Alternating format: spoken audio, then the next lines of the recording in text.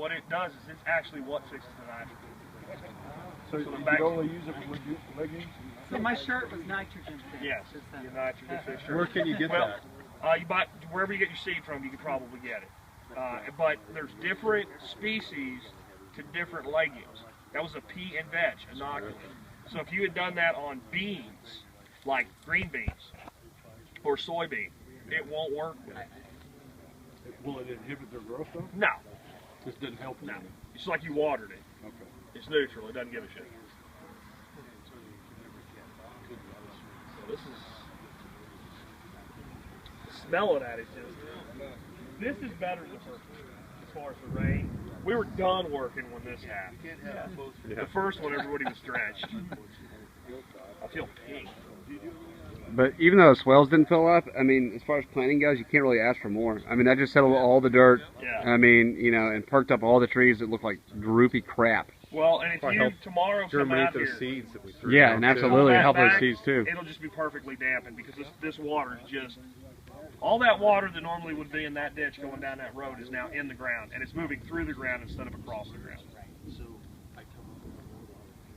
Fresh hay, looking good. Man, I can't wait till it's close. And Mark, you got to be in this. This Mark. There you go. What Next year up? we'll get a limited harvest. I mean, we'll Mr. get David. next year. We'll get blackberries next year. We'll get a little bit of fruit. We'll probably thin fruit off most of the trees that I want to finish next year. And then the year after, we'll get a lot.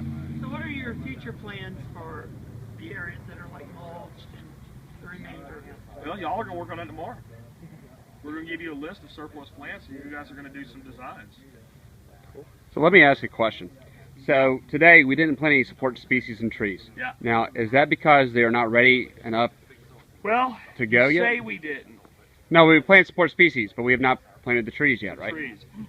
We have mimosa, we have locust, we have quite a few support trees that are just not far enough along to put them in the ground.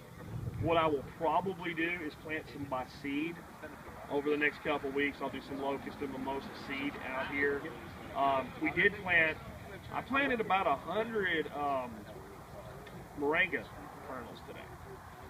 So those will basically act like a tree, but they'll die when the first frost comes. So that's just perfect chop and drop. The frost will create the drop, and all I'll do is chop the stalks. So there's basically there's a moringa kernel in between every major planting.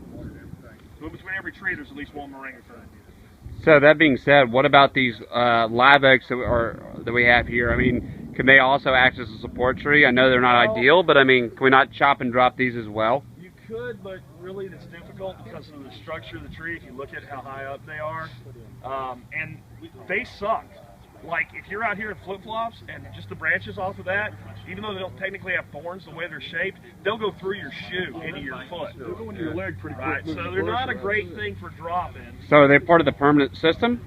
Some will be here and some will be atrophied out over time as the other trees come up. Right now, these trees, if you saw them today, they were not happy with the sun beating on the crap out of them. So even as they adapt, having different periods when they have shade and sun will be good for them. But there's some that have to come down. A lot of them, what they're going to become are trellises. So like tomorrow, you guys are going to figure out exactly what we're going to put up some of these trees. We've got, what, 1, 2, 3, 4, 5, at least 5 in the sheep mulched areas, 6, 7, 8, probably 9 or 10 trees. We could put grapes up or something. So, Kiwi? if we had some, it's just not here yet. Toby. I heard from the company that's part of why we didn't put support species in. The big support species here was going to be autumn olive, because it's also productive. I have about 40 autumn olives on order. Is there enough sunshine for the producer? Oh yeah. Temperature? Yeah. No, I mean, if anything, it's borderline too hot. Autumn olive, not olives, autumn olive. Eleganus something. It's not related. It's not really an olive. Oh, okay. It's related to gumi, Okay. and it's a nitrogen fixer. So, and I have some pretty rare varieties on order with this company. And I emailed them yesterday and said it's now April. He said I have my shit in March. Where is it? And they said, well, we have these 2 kiwis that aren't here yet. So we're holding your whole order, or we can ship what we have. Please do that. So we might get that stuff Saturday, but I wouldn't bet. We are getting some more plants on Saturday. I don't remember what.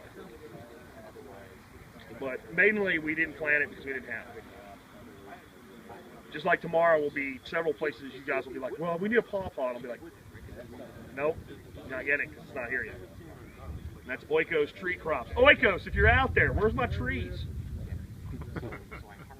Heard from the man himself. So you're getting half a foot of snow this week. So. If I get a little bit more rain later, there's an outflow boundary back over here. I think it's north. I think everything's moving north by northeast right now. I don't think The outflow's moving south, really, so I can drop it down. Oh, I see like a little bit of wraparound there. Yeah, it's the outflow boundary. Yeah, that's dying though. Look at it. It's warming up a little bit. Yeah, it's not bad. I mean, it could hold. If we get some more rain, you won't get any severe stuff out of it. Yeah. I need a beer. If I get a beer, I'll come back out here and talk to you guys as long as y'all want. All right, well, we're signing off. It's Beer 30. Adios, is Outdoor Fury meal.